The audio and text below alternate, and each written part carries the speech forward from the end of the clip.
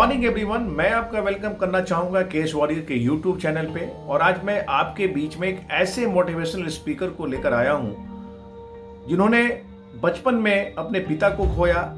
18 साल की उम्र में क्लर्क की नौकरी से उन्होंने अपने करियर की शुरुआत करी और इनकी एक बड़ी सोच थी कि मैं लोगों के लिए एक बहुत ही अच्छा काम करूं। तो 40 साल की उम्र में इन्होंने डिसाइड करा कि मुझे एक मोटिवेशनल स्पीकर बनना है और वहां से उन्होंने करियर की शुरुआत करी। उत्तर प्रदेश में कई करियर काउंसलिंग और गोल सेटिंग के प्रोग्राम करे और वहां से आगे बढ़ते हुए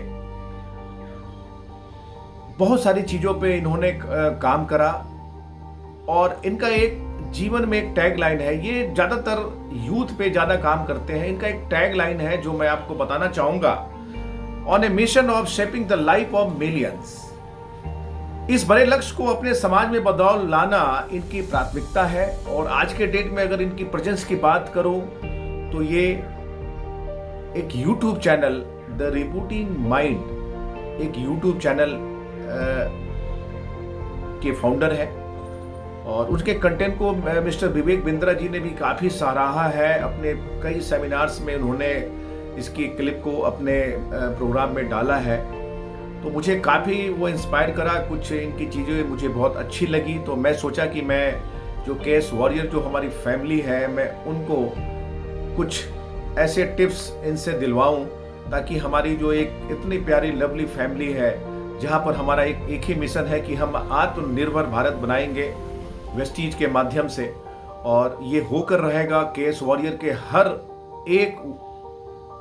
एक योद्धा में वो पावर है जो लोगों को आत्मनिर्भर बनाएंगे। तो उसी कड़ी में आज मैं इनका वेलकम करना चाहूँगा। आज हम लोग मिल करके इनके मोटिवेशनल स्पीच को अपने जीवन में उतारेंगे। तो मैं यहाँ पे वेलकम करना चाहूँगा डॉक्टर प्रवीण कुमार दीपक जी का। Thank you so much, sir, for your inspiring words. Thank you so much for inviting me at this platform. You are a great leader, great motivator, and inspiration for all of us.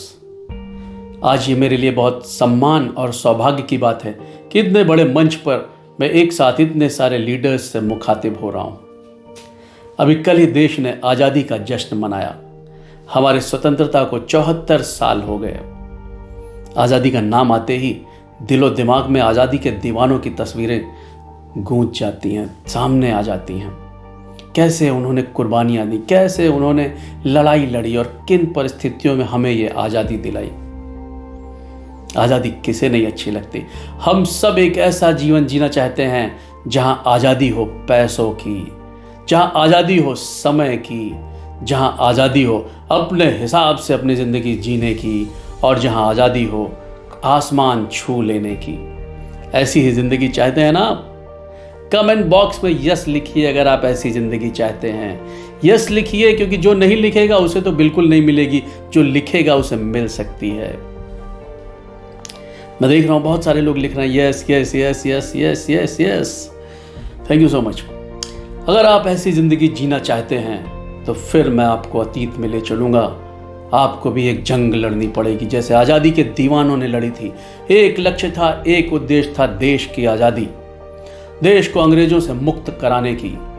वैसे ही एक जंग आपको भी लड़नी पड़ेगी, लेकिन इस बार की ये जंग गोरों से नहीं है, ये जंग अपने आप से है, ये जंग खुद से है, ये जंग है आपके बदलाव की, ये जंग है अपने आप को संवारने की, ये जंग है अपने आप को तराशने की। क्योंकि जब आप खुद को तराशते हैं तो दुनिया आपको तलाशती है, लेकिन जब आप खुद को नहीं तराशते हैं तो दुनिया आपको भाव ही नहीं देती है। आप लोगों के पास जाते रहिए, लोग ना आपको ध्यान से सुनेंगे ना समझेंगे, रिजेक्शन ही मिलता जाएगा। लेकिन आप एक ऐसी शानदार जिंदगी जी सकते हैं जहां हर तरह की आज़ादी हो, और उसके लिए छेड़िए एक युद्ध अपने विरुद्ध, अपनी आदतों के विरुद्ध, अपने कंफर्ट जोन के विरुद्ध, अपने माइंडसेट के विरुद्ध। जरा सोचिए, जब आप पैदा हुए थे तो क्या आपके अंदर कोई डर था? अरे you are a born lion, आप एक शेर की तरह पैदा हुए थे। जैसे शेर का एक एटीट्यूड होता है, शेर जंगल का राजा होता है, वैसे आप भी एक राजा की तरह पैदा हुए। न कोई डर, न कोई चिंता। और जब लेकिन धीरे धीरे आप बड़े होने लगे तो न जाने कब वो जंगल का शेर सर्कस के शेर में बदल गया।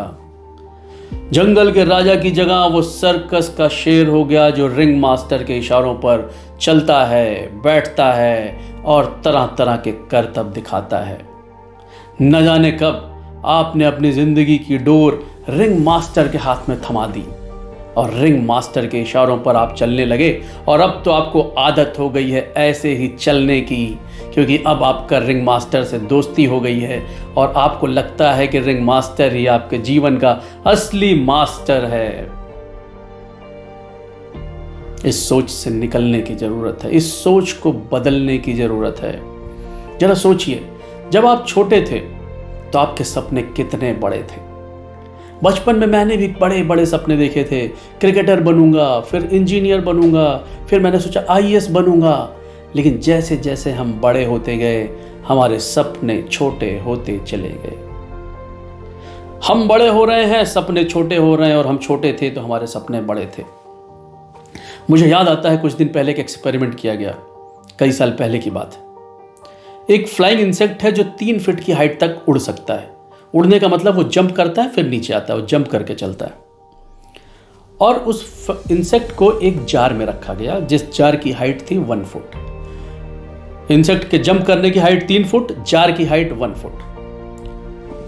इंसेक्ट उस जार में, जार का ढक्कन बंद कर दिया गया। अब इंसेक्ट जब भी उड़ने का प्रयास करता, वो उड़ता और यहाँ ढक्कन से टकराता और नीचे आ जाता, उड़ता, ढक्कन से टकराता और नीचे आ जाता, उड़ता, ढक्कन से टकराता और नीचे आ जाता। ऐसे ही इंसेक्ट प्रयास करता रहा, लेकिन बार बार टकरा के वो नीचे आता रहा, नीचे आता रहा, नीचे आता रहा। फिर एक दिन उस ढक्कन को खोल दिया गया। ढक्कन के खोलने के बाद इंसेक्ट कितना उड़ेगा, कितना ऊंचा उड़ेगा आप बताइए? मैं आपसे पूछता हूं, 1 फुट, 2 फुट या 3 फुट? आपको जानकर आश्चर्य होगा कि वो ढक्कन खुलने के बाद इंसेक्ट वही 1 फुट की ऊंचाई तक ही उड़ रहा था। बस ढक्कन हट गया था, लेकिन इंसेक्ट इसी हाइट तक उड़ रहा था। फिर उस इंसेक्ट को जार से बाहर निकाल दिया गया, फिर भी वो इंसेक्ट इतना ही उड़ पा रहा था बस, क्योंकि उसके माइंड की प्रोग्रामिंग हो गई थी, उसके माइंड की कंडीशनिंग ऐसी हो गई थी कि दिस इज योर लिमिट, और इससे ज़्यादा नहीं, बस यही तुम्हारी औकात है, यहीं तक तुमको रहना है। और कुछ ऐसी ही कंडीशनिंग हम भी जब बड़े हुए तो हमारी भी कर दी गई। हम जब स्कूल में पहुंचे तो सबसे पहले हमको स्कूल में ये समझ में आया कि फेल होना बहुत बुरी बात है। अगर तुम फेल हो गए तो सब खराब। फेल होने का मतलब है तुम नाकारा हो, निकम्मे हो। आपके आसपास में या आपके परिवार में या आपके घर में या आप स्वयं अगर कभी फेल हुए हो तो आपको याद होगा कि कितनी जलालत आपको झेलनी पड़ी थी। तो दिमाग में एक बात बैठ गई कि अगर मैं फेल हुआ लाइफ में तो इससे बुरा कुछ नहीं हो सकता। और स्कूल में एक ही मौका मिलता है एक क्लास को पास करने का। अगर आप फेल हो गए तो फिर उसी क्लास में रह जाएंगे, पास नहीं हो पाएंगे। दिमाग में ये बात बैठ गई। दिमाग में दूसरी बात बैठा दी गई कि जब भी हमने कुछ करने का प्रयास किया, ऐसे मत करो, वैसे मत करो, हमें बार बार रोका गया, टोका गया, दबाया गया और हमको समझाया गया कि लोग क्या कहेंगे। अगर तुमने ऐसा किया तो ये ऐसा बोलेंगे, वो ऐसा बोलेंगे, तुम्हें इस चीज़ का ध्यान रखना है। और हमारे दिमाग में ये बात घर कर गई, कुछ करने से पहले ये पूरी तरह से सोचते रहना है कि लोग क्या कहेंगे। कंडीशनिंग हो गई बचपन से ही, और वो हमारे दिल दिमाग में इस तरह से बैठ गई कि इस कंडीशनिंग से बाहर निकलने में किसी किसी को पूरी ज़िंदगी लग जाती है और वो नहीं निकल पाता। लेकिन कुछ लोग हिम्मत करते हैं और इससे बाहर निकलने का साहस कर पाते हैं। फिर उनकी ज़िंदगी वैसी होती है जैसे मैंने शुरू में बताया, freedom from money, freedom from time. मैं 40 साल से ज़्यादा का हो चुका हूँ। आज मैं आपके सामने बोल रहा हूँ, लेकिन मैं 40 साल की अवस्था तक मैंने कभी कोई स्टेज न शेयर किया था, न कभी अपने स्कूल के दिनों में बोला था, न कभी अपने प्रोफेशनल लाइफ में कहीं मंच पे आके बोला था। लेकिन 40 साल की उम्र में जब मुझे ये बात समझ में आई तो मैंने फिर हिम्मत जुटाई और फिर मंच पर आना शुरू किया और आज आपके सामने बोल रहा हूं। हमें जो हमारी कंडीशनिंग हुई है, जो हमारी प्रोग्रामिंग हुई है, उससे बाहर आने की जरूरत है। हम इंसेक्ट नहीं हैं, हम हैं मानव, मनुष्य, यानी ईश्वर की बनाई सबसे सुंदर और सर्वश्रेष्ठ कृति। इंसेक्ट है, वो 1 ही फीट तक कूदेगा, लेकिन आपने जो सीखा है, जो कंडीशनिंग हुई है, जो प्रोग्रामिंग हुई है, उसे आप बदल सकते हो। ये क्षमता, ये पावर आपको दी गई है। आप 1 फुट नहीं, आप उस 3 फुट तक भी उछल सकते हो और 3 फुट से ऊपर भी जा सकते हो। ये क्षमता सिर्फ और सिर्फ उनके पास है जो अपने आप को इंसान मानते हैं, मनुष्य मानते हैं, और जो जानवर हैं उनके पास ये क्षमता बिल्कुल नहीं है। हमें 3 चीजें रोकती हैं। हमारे ग्रोथ को रोकने वाले 3 बहुत बड़े बैरियर हैं।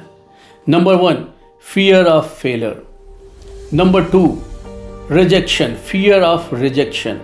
और नंबर 3, फियर ऑफ क्रिटिसिज्म। जब हम बड़े हो जाते हैं तो हम बहुत ज़्यादा सोच विचार करने लगते हैं। हम ये सोचने लगते हैं कि ऐसा किया जाए या ना किया जाए। दिमाग का प्रयोग करना शुरू कर देते हैं, और दिमाग में भी वो दिमाग हमारा सामने आता है जिसने ये सीखा है डरना, जिसने ये सीखा है रुकना, जिसने ये सीखा है कि लोग क्या कहेंगे। ऐसी धारणाओं में हमारा दिमाग बंधा हुआ है, ऐसी बेड़ियों में हमारा दिमाग जकड़ा हुआ है। लेकिन मैं आपसे पूछता हूं, मुझे कोई ऐसे एक सक्सेसफुल व्यक्ति का नाम बताइए जो जीवन में कभी फेल ना हुआ हो। अनगिनत ऐसे उदाहरण हैं जो जीवन में कई बार फेल हुए, लेकिन उसके बाद सारी दुनिया आज उनके नाम को जानती है। मुझे ऐसे किसी सक्सेसफुल आदमी का नाम बताइए जिसकी आपने मार्कशीट देखी हो, या उनकी मार्कशीट 10th और 12th में क्या मार्क्स पाए थे आपने पूछा हो। लेकिन हमारी कंडीशनिंग ऐसी कर दी गई है कि अगर फेल हो गए तो कई बच्चे आत्महत्या जैसा कदम उठा लेते हैं। अरे आज जिंदगी की कीमत क्या 10 नंबर हो गई है? अगर आप 30 नंबर से कम पा गए तो जिंदगी की कीमत इतनी कम हो गई है कि आप नंबर नहीं पाए, आपने जिंदगी अपनी खत्म कर ली। ये सारी प्रोग्रामिंग और कंडीशनिंग का खेल है। इसी बैरियर को तोड़ना है, और इस बैरियर को आप तोड़ सकते हो। अपना ढक्कन खोल दीजिए, और अपना ढक्कन खोलने के बाद ऊंचे उड़ने का प्रयास कीजिए। जितना ऊंचा उड़ सकते हैं उतना ऊंचा उड़ने का प्रयास कीजिए। अपने पूरा जोर लगाइए, दिल और दिमाग लगाइए, सीखिए, क्योंकि इंसान ही एक ऐसा व्यक्ति है, एक ऐसा प्रजाति है जो सब कुछ सीख सकता है। Every skill is learnable and you can learn anything and everything. जो नहीं आता है उसे आप सीख सकते हो, क्योंकि सीखने की क्षमता आपको दी गई है। और जब एक बार आपको ये बात समझ में आ जाएगी कि fear of failure, fear of rejection और फियर ऑफ क्रिटिसिज्म से आपको बाहर आना है, तो आप खुद उसके लिए तैयार हो जाओगे। और फिर आप खुद बोलोगे कि अगर फेलियर आता है तो आने दो, अगर रिजेक्शन मिलता है तो मिलने दो, अगर क्रिटिसिज्म कोई करता है तो करने दो, क्योंकि फिर आप फेल होने की परवाह नहीं करेंगे। अब आप समझ चुके हैं कि फेल होकर ही सीखा जा सकता है। फेल तो सिर्फ वही है जिसने प्रयास ही नहीं किया, लेकिन जिसने लगातार प्रयास किया, कोशिश किया, वो सीखता भी गया अपने फेलियर से और आगे भी बढ़ता गया। हर व्यक्ति ने ऐसे ही सफलता प्राप्त की है। आपको समझ में आ गया है कि रिजेक्शन आते हैं तो आने दो। कितने आएंगे? 10 आएंगे कि 20 आएंगे कि 50 आएंगे कि 100 आएंगे, 500 आएंगे या 1000 आएंगे? अरे तुम रिजेक्शन देते देते थक जाओगे, लेकिन मैं थकने वाला नहीं, मैं रुकने वाला नहीं, मैं तो आगे बढ़ता ही रहूंगा। अब क्रिटिसिज्म कोई करता है तो करने दो, क्योंकि आप तो ईगल हैं, ईगल। अब आप इस बात को समझ चुके हैं कि आप ईगल हैं। ईगल एक ऐसा पक्षी है जो आसमान का राजा है। ईगल इस हाइट पर उड़ता है, सबसे ज्यादा हाइट पर उड़ने वाला पक्षी ईगल है, और कौवे यहां तक उड़ते हैं। कौवे इसके ऊपर नहीं जा सकते, उनकी बाध्यता है, उनकी क्षमता ही नहीं कि वो वहां तक जाएं। अब कौवे इस लेवल पर कांव कांव कांव कांव कांव कांव करते रहते हैं, यानी क्रिटिसिज्म करते रहते हैं। अब ईगल यहाँ पर है।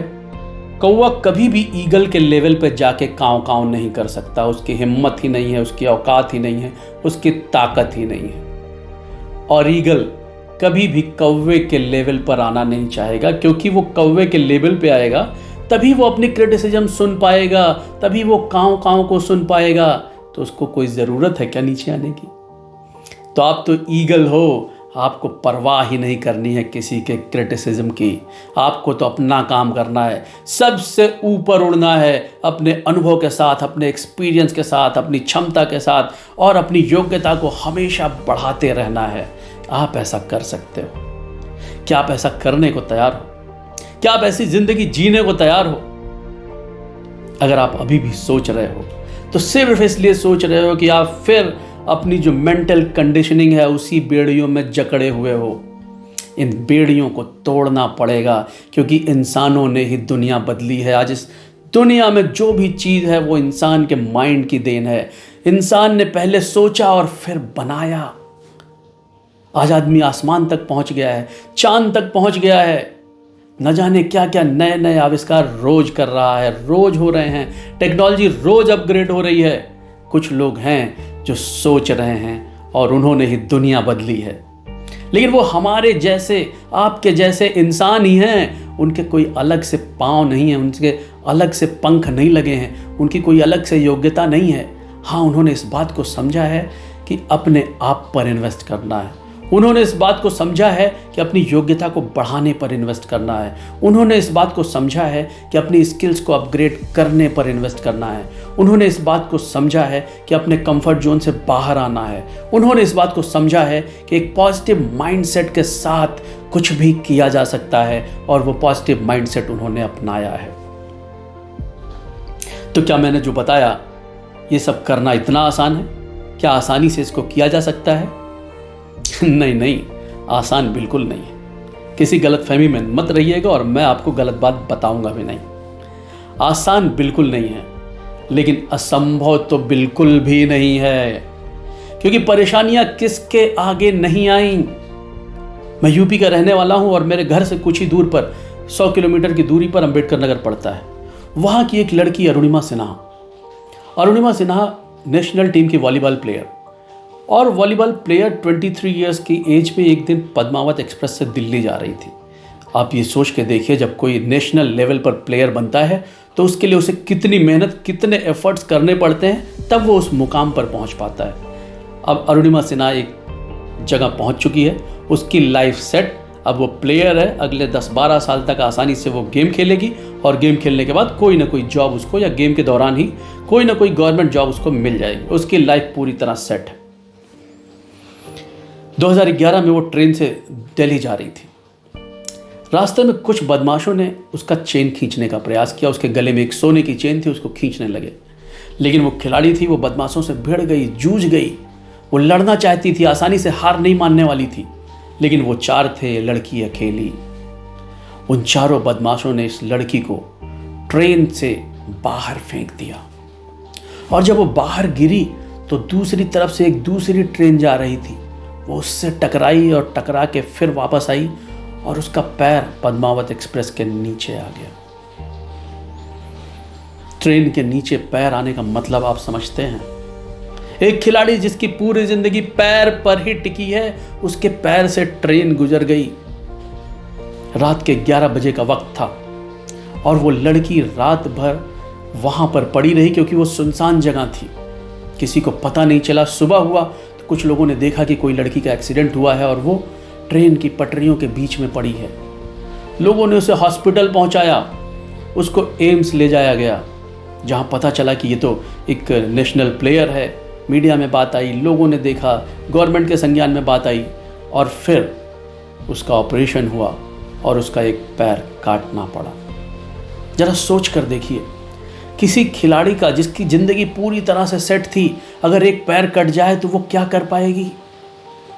लोग हौसले छोड़ देंगे, लोग जीने की उम्मीद छोड़ देंगे, लोग भगवान को तरह तरह के कोसेंगे, पूछेंगे कि भगवान मेरे साथ क्यों किया तुमने ऐसा, और लोगों की सिंपैथी का पात्र बनेंगे। लेकिन उस लड़की ने ऐसा नहीं किया। उस 23 साल की लड़की ने ये सोचा कि जब भगवान ने मेरी ज़िंदगी बचा ही दी है तो अब मुझे कुछ और बड़ा करना है, और बड़ा। और उस बड़ा करने के चाह में उस लड़की ने इतना बड़ा सोचा कि शायद एक सामान्य व्यक्ति सोच भी नहीं सकता। और फिर मैं बताऊं, वो बेहद सामान्य परिवार की लड़की थी और उसने सोचा कि वो अपने एक पैर से, यानी कटे हुए पैर के साथ, दुनिया की सबसे ऊंची चोटी माउंट एवरेस्ट को फतेह करेगी। ये केवल एक सोच नहीं थी, एक केवल ख्वाब नहीं था। दुनिया ने कहा कि पागल हो गई हो क्या। लोगों ने उसे समझाया कि जिनके दोनों पैर सलामत हैं वो भी आसानी से नहीं एवरेस्ट चढ़ पाते, तुम्हारा तो एक पैर ही नहीं है, तुम कैसे कर पाओगी। लेकिन वो हार मानने वाली लड़की नहीं थी। 2013 में, यानी 2 साल के बाद, उस लड़की ने माउंट एवरेस्ट पर जाकर इंडिया का झंडा फहराया।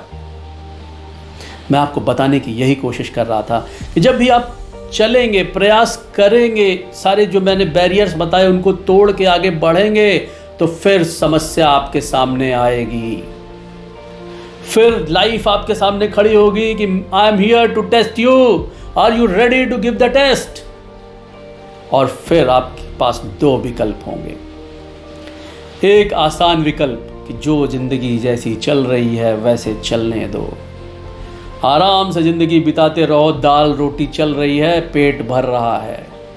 लेकिन दूसरा विकल्प भी आपके सामने होगा कि उन परिस्थितियों का सामना करते हुए आप अपने आप को और आगे ले जाने की सोचेंगे, और आगे ले जाने की सोचेंगे, और बड़ा सोचेंगे, और ऐसा सोचने में, करने में आप शायद बहुत बड़े हो जाएंगे, कुछ ऐसा कर जाएंगे जिसकी आपने स्वयं कल्पना भी नहीं की थी। मुझे 2 लाइनें बहुत पसंद है, वो मैं आप सभी के साथ शेयर करना चाहता हूँ। गिर गया तो क्या हुआ, गिरता वही जो चलता है। गिर गया तो क्या हुआ, गिरता वही जो चलता है। बस इतना सा करना है, उठकर फिर से चलना है। बस इतना सा करना है, उठकर फिर से चलना है। यही करना है आपको। जब भी समस्या, जब भी परेशानी, जब भी कोई रुकावट आए, लेटे नहीं रहना है, कंफर्ट में नहीं रहना है, फिर से उठना है और फिर से चलना है। मुझे एक कहानी याद आती है। एक बार 4 दोस्त राजस्थान के रेगिस्तान में घूमने के लिए गए। चारों मस्ती में थे, घूम रहे थे, इधर उधर भाग रहे थे। रेगिस्तान में वीरान तो होता ही है। उसी में एक दोस्त अपने तीनों दोस्त से बिछड़ गया। बिछड़ते बिछड़ते वो किसी ऐसी जगह पर पहुंच गया जहां आगे रेगिस्तान, पीछे रेगिस्तान, दाएं रेगिस्तान, बाएं रेगिस्तान, सिर्फ बालू और बालू, चमकती धूप सिर पर, चमचमाती धूप, और उस रेत के बीच में वो अकेला लड़का। अब उसे समझ में नहीं आ रहा था कि लेफ़्ट जाए कि राइट जाए कि फ्रंट जाए कि बैक जाए, कुछ भी समझ में नहीं आ रहा था। फिर भी वो चलता रहा, चलता रहा, चलता रहा। थोड़ी देर में उसे बहुत प्यास लगी तो उसने ऊपर ईश्वर की तरफ देखा। दुख में हम लोग भगवान को याद करते हैं, और उसने याद किया कि हे भगवान, किसी तरह मेरी ज़िंदगी बचा ले, ये कहाँ मैं आके फंस गया, गला भी सूखा जा रहा है, पानी तो पिला दे, चाहे ऊपर से ही बरसा दे, लेकिन पानी तो पिला दे। ईश्वर से प्रार्थना की। धूप निकली हुई थी, पानी कहाँ से बरसता। वो ऐसे चलते रहा, चलता रहा, चलता रहा। थोड़ी दूर उसे कुछ चमचमाती हुई चीज़ दिखाई दी। उसे लगा कि सामने कुछ ऐसा है जो चमक रहा है। उसकी आंखों में भी चमक आ गई और वो धीरे धीरे उस तरफ बढ़ा। वहाँ पहुँचा तो उसने देखा कि एक हैंडपम्प वहाँ पर लगा हुआ है। गवर्नमेंट ऑफ राजस्थान ने एक इंडिया माँ का 2 हैंडपम्प वहाँ पर लगा रखा था। उसकी खुशी का ठिकाना ना रहा। उसने भगवान को धन्यवाद दिया कि वाह प्रभु, तुमने इस रेगिस्तान में भी मेरी सुन ली, कमाल है। खुश होकर जब उसने हैंडपम्प चलाना शुरू किया तो पानी आया ही नहीं। थोड़ी देर वो हैंडपम्प चलाता रहा, चलाते चलाते थक गया, लेकिन पानी की एक भी बूंद नहीं निकली। फिर उसने ऊपर देखा और कहा, प्रभु, जब पानी नहीं देना था तो आशा ही क्यों दिलाई। नल को देख के मैंने धन्यवाद भी दे दिया और अब तो यहाँ एक बूंद पानी भी नहीं है, अब मैं क्या करूँ। तभी उसकी निगाह बगल में रखे एक गिलास पर पड़ी। एक गिलास था, उसमें आधा गिलास पानी भरा हुआ था और उस पर एक लेबल लगा हुआ था कि इस आधे गिलास पानी को नल में डालें और नल में पानी आ जाएगा। गिलास उठाया, लेवल पढ़ा उसने। पढ़ने के बाद उसको समझ में आया कि इसको नल में डालना है। और लेकिन अब उसके दिमाग में दो बातें थी कि अगर वो पानी नल में डाल दिया और नल से पानी नहीं आया तो क्या होगा, फिर तो उसे प्यासे ही मर जाना पड़ेगा। और दूसरी बात ये आ रही थी कि आधा गिलास लाओ पी ही लेता हूँ, लेकिन फिर उसने सोचा कि आधे गिलास से मेरी प्यास थोड़ी देर के लिए ही तो बुझेगी, अगर अभी मरना था तो 2 घंटे बाद मरूंगा, इतना ही फ़र्क पड़ेगा, इसलिए चलो रिस्क लेते हैं। और उसने रिस्क लिया, उस आधे गिलास के पानी को नल में डाला और नल चलाना शुरू किया। 1 handpump, 2 handpump, 3 handle, 4 handle, 5 handle, 6 handle, 7, 8, 9, 10, बस पानी नहीं निकला, पानी की एक बूंद भी नहीं आई। फिर ट्राई किया उसने, 1, 2, 3, 4, 5, 6, 7, 8, 9, 10 और फिर भी पानी नहीं आया, पानी नहीं निकला। फिर उसने प्रभु को देखा। अब इतने हैंडल मारने के बाद वो थक भी चुका था। उसने समझ लिया कि अब उसका अंतिम समय आ गया है। प्रभु को नमस्कार किया, अपने इष्ट मित्रों को याद किया और निढाल होकर उस हैंडल पर गिरा। और उसके गिरते ही हैंडल जब इस बार चला तो नल से पानी आ गया, पानी निकल आया और फिर तो वो खुश हो गया। फिर उसने कई हैंडल चलाए, पानी पिया, जितने गिलास पी सकता था उतना पिया और पीने के बाद उस पानी से नहाया वहाया, एंजॉय किया, खुश हुआ, भगवान को धन्यवाद दिया और बहुत खुशी खुशी आगे बढ़ने लगा कि चलो प्राण बच गए मेरे। जाते समय उसने फिर ये सोचा कि मैं भी इसी तरह का आधा गिलास भर के जाऊंगा, क्योंकि आगे भी कोई आएगा तो उसको इससे मदद मिल सके। फिर उसने आधा गिलास पानी भरा, वहाँ पर रखा और खुशी खुशी उछलता कूदता नाचता गाता आगे चला गया। दोस्तों, मैं जिस प्लेटफॉर्म पर आज खड़ा हूँ, आज मैं जिन लीडर्स को संबोधित कर रहा हूँ, या जो लोग इस बिज़नेस में नए आए हैं या पहली बार जुड़े हैं, मेरी बात सुन रहे हैं, मैं उन सब को ये यकीन दिलाना चाहता हूँ। मैंने थोड़ा सा होमवर्क किया है, थोड़ा सा रिसर्च किया है और मुझे अब इस बात का आभास है कि वेस्टीज ही वो नल है जो आपको इतना पानी दे सकता है, इतना पानी दे सकता है, इतना पानी दे सकता है जितनी आपने कल्पना भी नहीं की है।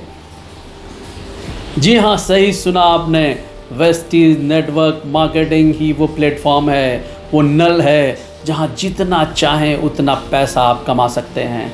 Freedom from money, freedom from time अगर कहीं मिल सकता है तो यहीं मिल सकता है। और ये बात मैं इसलिए नहीं कह रहा हूँ कि मैं आज यहाँ पर बोलने आया हूँ, मैं ये बात इसलिए भी कह रहा हूँ कि वो जो वहाँ पर आधा गिलास रखा था, वहाँ पे जो लेबल लगा हुआ था, वहाँ पे कई सारे लोगों का नाम लिखा हुआ है। आज जिनकी इनविटेशन पे मैं यहाँ पर आया हूँ, कुमार कुलविजय सर का नाम उस लेवल पे लिखा हुआ है। और अगर आपको समझ में आता है तो समझ लीजिए कि वो ग्लास है जिस पे एक लेबल लगा हुआ है कि अगर तुम भी मेरी तरह बनना चाहते हो, मेरी तरह लाखों की इनकम चाहते हो, freedom from time and money चाहते हो, तो फिर जो मैंने सीखा है, जैसा मैंने किया है, उसको इस हैंडपम्प में डालना पड़ेगा, उसको सीखना पड़ेगा और फिर तुम भी वहीं पहुंच सकते हो जहां मैं पहुंचा हूं। मुझे याद आता है एक बहुत ही फेमस फिलोसोफर हुए, कोप कॉपीमर, बहुत फेमस फिलोसोफर, जिन्होंने अपनी ज़िंदगी में 6000 किताबें पढ़ी और उन 6000 किताबों को पढ़ने के बाद उन्होंने 1000 सक्सेस प्रिंसिपल्स लिखे। 1000 सक्सेस प्रिंसिपल्स की पूरी एक किताब लिखी है, आप सर्च कर लीजिएगा, कोप कॉपीमर। एक बार उनसे एक पत्रकार ने पूछा कि सर, आपने इतनी स्टडी की लाइफ में और आपने किताब भी लिखी, लेकिन अब 1000 सक्सेस प्रिंसिपल्स अगर पढ़ने बैठूंगा तो ना तो उसको याद कर पाऊंगा और ना वो याद रह जाएंगी, तो कुछ मुझे ऐसा बताइए कि शॉर्ट में बताइए कि सक्सेस के प्रिंसिपल वाकई में क्या हैं। तो कोप कॉपीमर ने जवाब दिया कि देखो, अगर मैं अपने 1000 प्रिंसिपल्स को मिक्सर और ग्राइंडर में डाल के मिक्सी चला दूं और अगर उसका एक घोल तैयार करूं, तो जो घोल निकल के आएगा वो मैं तुम्हें बताता हूं। और उसका एक ही रिजल्ट है कि follow the successful people. I repeat, follow the successful people, follow the success principle adopted by them. कितनी सिंपल सी बात है। जो व्यक्ति जहाँ तक पहुँच चुका है, अगर आप उसको फॉलो करेंगे, बिल्कुल उसके जैसा करेंगे, तो आप भी वहाँ तक पहुँच सकते हैं। यही सिंपल प्रिंसिपल है, यही सबसे आसान और सरल तरीका है। आज न जाने कितने सारे लीडर्स उन रास्तों पर चलकर हमें बता चुके हैं कि आओ आओ, तुम भी यहाँ पहुँच सकते हो, तुम भी यहाँ तक आ सकते हो, बस तुमको इतना ही करना है, उठकर फिर से चलना है। अब फार्मूला आपके सामने है। फार्मूला मैंने भी बताया, फार्मूला उन लोगों ने भी बताया, मैंने आपको सिर्फ इतना बताया कि अपने बैरियर को तोड़ दीजिए। आपको अगर आज़ादी चाहिए तो आपको ये बैरियर को ब्रेक करना पड़ेगा। सबसे पहले इन बैरियर से आज़ादी लेनी पड़ेगी, और इन बैरियर से आज़ादी लेने के लिए आपको अपने आप को तराशना पड़ेगा। जैसा मैंने पहले कहा, जब आप खुद को तराशते हैं तो लोग आपको तलाशते हैं। ज़िंदगी खुद ब खुद आपको तलाशेगी अगर आप अपने आप को तराशेंगे, और नहीं तराशेंगे तो ज़िंदगी तो कट ही रही है, ऐसे चलते रहिए, क्या फ़र्क पड़ता है। फैसला आपको करना है, क्योंकि ये आपकी ज़िंदगी का सवाल है। आज मैंने बहुत सारी बातें की, हो सकता है आपको ये लग रहा हो कि इसमें से कई सारी बातें आप जानते हैं, लेकिन अगर आप जानते हैं तो मैं ये पूछना चाहता हूँ आपसे कि आप उनमें से कितने पर एक्शन ले रहे हैं, कितनी बातों को आप अपना रहे हैं और उस पर काम कर रहे हैं। अगर आप एक्शन ले रहे हैं तो आप बधाई के पात्र हैं, आप सही रास्ते पर हैं। लेकिन अगर आप एक्शन नहीं ले रहे हैं तो मेरा यह मानना है कि knowing and not doing is equivalent to not knowing. I repeat, knowing and not doing is equivalent to not knowing. अगर आप जानते हैं लेकिन एक्शन नहीं ले रहे हैं तो किसी काम का नहीं, इसका मतलब आप नहीं जानते। आपको और समझने की ज़रूरत है। अपने आप से सवाल करिए कि अगर मैं इस बात को जानता हूँ या जान चुका हूँ तो मैं एक्शन क्यों नहीं ले पा रहा हूँ। वो कौन सा बैरियर है जो मुझे रोक रहा है, और उस बैरियर को कैसे तोड़ा जा सकता है, उस बैरियर से कैसे आज़ादी पाई जा सकती है। मोटिवेशनल स्पीच आपने बहुत सुनी होगी, बहुत सारे लीडर्स को सुना होगा, मैं भी सुनता रहता हूँ। बिहार की एक बात मुझे याद आती है, ज्योति पासवान की। ज्योति एक ऐसी लड़की जो अभी इस कोविड-19 के दौरान 1200 किलोमीटर तक साइकिल चला कर आई, और अभी मैंने कल ही देखा कि वो टीवी पर, जी टीवी पर सारेगामापा में भी आई थी, वहाँ उसे सम्मानित किया गया। जरा सोच के देखिए, ज्योति पासवान ने कौन सी मोटिवेशन की किताब पढ़ी थी, ज्योति पासवान को कौन से मोटिवेशन लीडर ने स्पीच दी थी, उसने कुछ नहीं सुना था। लेकिन उसने एक डिसीजन लिया, अपने फादर को, बीमार फादर को अपने साइकिल पर बैठाकर वो दरभंगा तक लेकर आई, 1200 किलोमीटर। जरा सोच कर देखिए, बिना किसी मोटिवेशन के उसने इतना बड़ा काम किया जो आज मोटिवेशन की दुनिया के लिए एक केस स्टडी बन गई है। और मुझे समझ में आता है कि उसके अंदर से एक आवाज़ आई। भले उसने मोटिवेशन की कोई किताब नहीं पढ़ी थी, भले उसने मोटिवेशन की कोई ट्रेनिंग नहीं ली थी, लेकिन जब उसके अंदर से आवाज़ आई तो वो अपने आप को रोक नहीं पाई। आप भी मोटिवेशनल स्पीच सुनेंगे, बाहर से सुनेंगे, आज 4 दिन बाद भूल जाएंगे, लेकिन जब आपके अंदर से आग लगेगी, जब आपके अंदर से आवाज़ आएगी, जब आप उस बात को आत्मसात कर लेंगे और अपने लाइफ में अपनाएंगे, एक्शन लेना शुरू करेंगे, तब आप अनस्टॉपेबल बन जाएंगे। उसके पहले कुछ होने वाला नहीं है। आज मुझे सुनिए, कल किसी और को सुनिए, परसों किसी और को सुनिए। एक्शन नहीं लीजिए तो ज़िंदगी जैसी चल रही वैसी चलती रहेगी, कुछ बदलने वाला नहीं है। लेकिन अगर आज मुझे सुनने के बाद आपने ये डिसाइड कर लिया है कि नहीं, मुझे कुछ करना है, मुझे कुछ करना है, तो करने वाली दौड़ में शामिल होइए, करने वाले लोगों की फौज में शामिल होइए। क्योंकि मैं आपको बताना चाहता हूँ, आपको पता भी होगा कि जो अंडा होता है, जब अंदर के प्रेशर से वो अंडा फूटता है तो उसके अंदर से एक जीव का जन्म होता है। अगर उसी अंडे को आप बाहर से फोड़ दीजिए तो शायद उसके अंदर का जो जीव है वो मर जाएगा, वो ख़त्म हो जाएगा। लेकिन जब अंदर से कोई चीज़ होती है तो फिर जीव का जन्म होता है, और उसकी जो उपलब्धि होती है, उसका जो अचीवमेंट होता है, वो कहीं बड़ा होता है। आपने अरुणिमा सिन्हा की कहानी सुनी, जब उसने अपने अंदर से आवाज़ आई, जब उसके अंदर से आवाज़ आई कि नहीं, मुझे अब एवरेस्ट पे जाना है, तो उसे कोई रोक नहीं पाया। जब संदीप सिंह को गोली लगी, एक हॉकी प्लेयर था, और डॉक्टरों ने कह दिया कि अब संदीप सिंह अपने पैरों पे खड़ा नहीं हो पाएगा, तो संदीप बोले कि डॉक्टर्स, मुझे आपकी बात नहीं सुननी है, मैं अपने पैरों पे खड़ा होकर दिखाऊंगा। और फिर वो अपने पैरों पे खड़े ही नहीं हुए, इंडिया टीम में वापस आए और इंडिया टीम के कैप्टन बने। 13 साल की लड़की मलाला यूसुफ को आतंकवादियों ने 3 गोली मारी, और आज मलाला यूसुफ पूरी दुनिया में लड़कियों की एजुकेशन के लिए एक मिसाल बन गई है।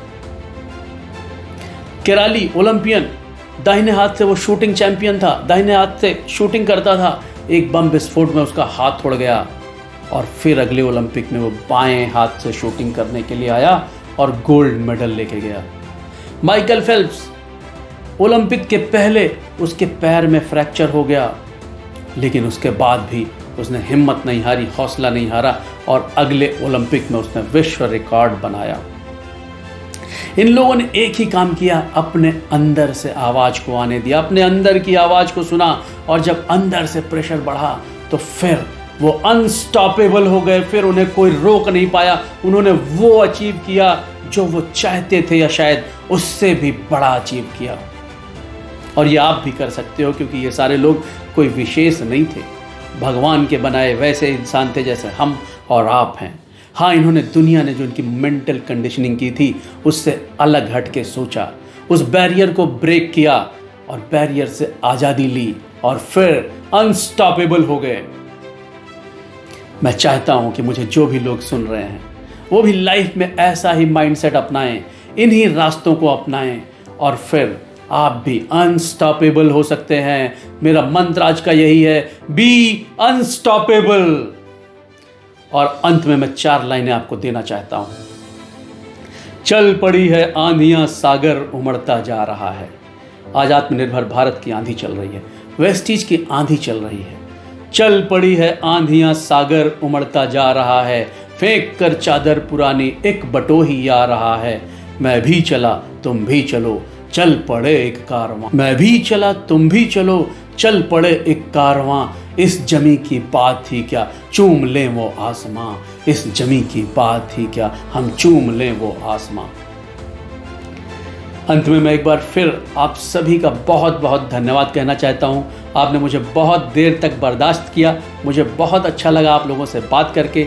अगर आप लोग को मेरी कोई भी बात अच्छी लगी हो तो कृपया उसे केवल ताली ना बजाएं, उसके लिए मुझे धन्यवाद ना कहें, आप उसको अपनाएं तो शायद मुझे ज़्यादा खुशी होगी। अंत में मैं एक बार फिर कुमार कुलविजय सर का बहुत बहुत धन्यवाद देना चाहता हूं कि उन्होंने मुझे इस योग्य समझा, मुझे एक मौका दिया, और मैंने अपना भरपूर प्रयास किया कि आप लोगों को कुछ दे सकूं। अगर एक व्यक्ति को भी मैं कुछ दे पाया होऊंगा तो मैं आज इसे अपनी सफलता समझूंगा। अंत में आप सभी का एक बार पुनः बहुत बहुत धन्यवाद।